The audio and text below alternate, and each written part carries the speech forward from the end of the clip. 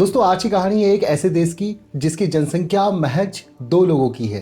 Area है 0.004 square kilometre. देखिए इसके बावजूद इसका अपना एक झंडा है, अपनी करेंसी है और अपना पासपोर्ट भी है। और ये देश है ब्रिटेन के बिल्कुल बगल में। ब्रिटेन को ये देश आंखें भी दिखाता है, लेकिन ब्रिटेन अभी तक इसका कुछ भी बिगाड़ नहीं पाया है। दोस्तों आज की कहानी है सीलैंड की। देखिए कहानी की शुरुआत होती है साल 1966 से। क्रिसमस की शाम थी।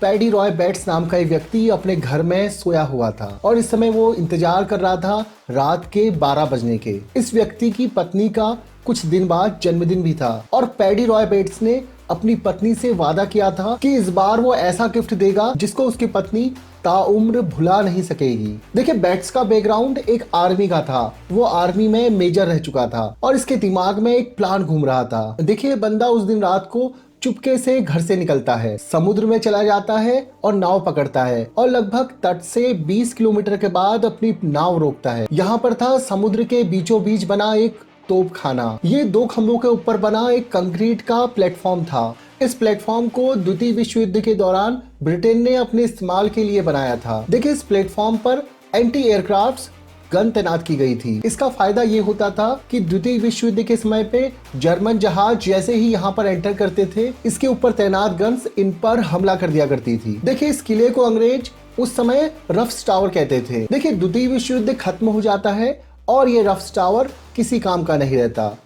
ब्रिटेन इसे ऐसे ही छोड़ देता है और इसी जगह के ऊपर पैडी रॉय बेट्स का दिमाग चल रहा था। बेट्स इस किले पर चढ़ गया और इस किले पर कब्जा कर लिया और इसके बाद अपनी पत्नी के बर्थडे पर उसने ये किला अपनी पत्नी को गिफ्ट में दे दिया। देखिए बेट्स की बीवी बहुत खुश हुई। यहाँ पर वो अपनी छुट्टी मना सकते थे, चिल कर सकते थे और इन सब में कोई समस्या नहीं थी। कुछ दिन ऐसे ही निकल जाते हैं। इसके बाद एक पार्टी के दौरान बेट्स का एक दोस्त उससे मजाक में कहता है, यार तेरा तो अपना आइलैंड है। इस पर उसकी बीवी कहती है, हाँ बस नारियल के पेड़, धूप और झंडे की कमी है। और यहीं से बेट्स को फिर से एक आइडिया आता है और वो कुछ दिन बाद रफ्स टावर को एक नया देश घोषित कर देता है और इसका नाम रख देता है सीलैंड। देखिए यहाँ पर सबने सोचा बेट्स केवल मजाक कर रहा है, लेकिन बेट्स मजाक नहीं कर रहा था। वो सच में अपना एक देश सीलैंड बना चुका था। उसने इस किले की जड़ में सीलैंड पेंट करवा दिया और वहां रहना शुरू कर दिया। इसके कुछ दिन बाद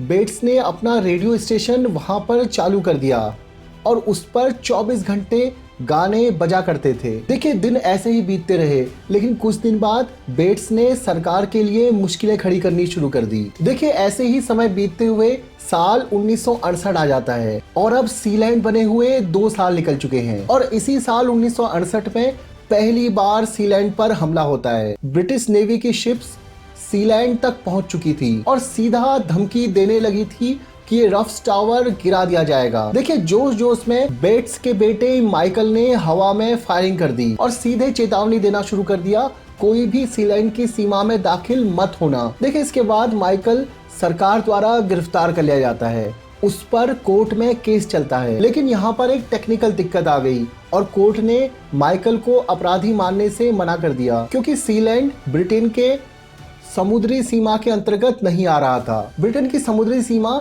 केवल 6 किलोमीटर तक थी और सीलैंड इससे कुछ आगे था, इसलिए ब्रिटेन का कानून सीलैंड पर लागू नहीं हो सकता था। इसके बाद बेट्स के तेवर और ज्यादा बढ़ गए। देखिए इसके बाद बेट्स ने खुलेआम कहना शुरू कर दिया, कोर्ट के इस निर्णय का अर्थ है कि मैं जो चाहूं वो सीलैंड में कर सकता हूं, चाहे तो मैं यहाँ खून भी कर सकता हूं और ब्रिटेन के कानूनों में मुझे कोई सजा नहीं सुनाई जाएगी। देखिए कुछ सालों बाद उसने इन सब चीजों को असलियत में बदलना शुरू किया। साल 1975 में बेट्स ने अपने 50 दोस्तों को सीलैंड में रहने के लिए बुलाया और उनके सामने ही सीलैंड के नए संविधान की घोषणा कर दी। देखिए संविधान में पूरे 7 चैप्टर थे। संविधान में ही सीलैंड की करेंसी, सीलैंड का पासपोर्ट और सीलैंड की करेंसी के ऊपर उसकी बीवी की फोटो छापने का निर्णय था और साथ ही उसके बेटे माइकल को सीलैंड का राजकुमार घोषित कर दिया जाता है। देखिए इसके बाद धीरे धीरे बेट्स ने वहां पर संसाधन जुटाने शुरू कर दिए।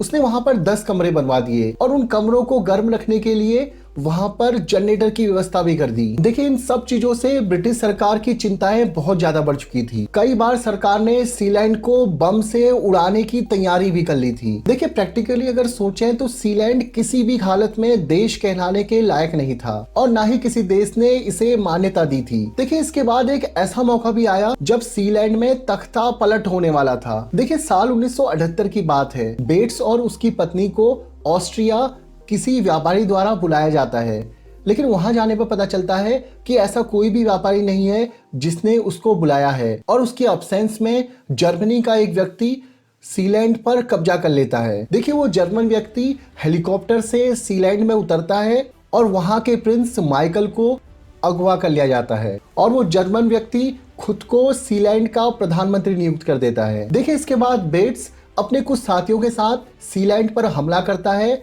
अपने बेटे को छुड़ा लेता है और उस जर्मन व्यक्ति को वहां से खदेड़ देता है और इसके साथ ही बेट्स का सीलैंड पर दोबारा कब्जा हो जाता है। देखिए ब्रिटिश सरकार ने बार बार कोशिश की कि सीलैंड को छुड़ाया जा सके, लेकिन ब्रिटिश सरकार कभी भी सीलैंड पर हमला नहीं कर पाई और ये ब्रिटिश सरकार के लिए काफी शर्मिंदगी की बात भी रही है। देखिए कई सालों तक बेट्स सीलैंड पर अपनी सत्ता चलाता रहा। देखिए इसके बाद साल 1987 में ब्रिटेन ने एक कानून पास किया। उसने अपनी समुद्री तट की सीमा 6 किलोमीटर से बढ़ाकर 22 किलोमीटर कर दी। इससे फायदा ये हुआ कि सीलैंड अब टेक्निकली ब्रिटेन के कंट्रोल में आ गया। इसका मतलब ये था कि सीलैंड अब ब्रिटेन के अंदर था और टेक्निकली अब वो देश नहीं हो सकता था। लेकिन बेट्स ने कभी भी सीलैंड को नहीं छोड़ा और अभी की बात करें तो अभी भी सीलैंड खुद को एक देश मानता है। देखिए 2012 में बेट्स की मौत हो जाती है और तब से उसका बेटा माइकल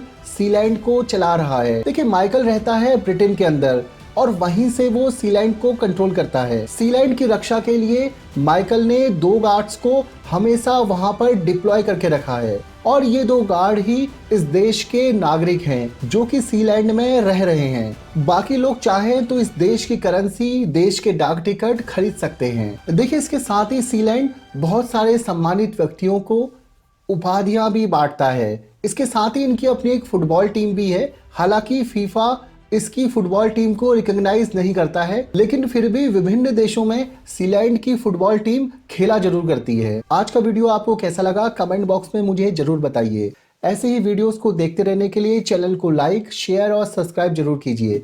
मिलता हूं आपसे नेक्स्ट वीडियो में, तब तक अपना ख्याल रखिए। धन्यवाद।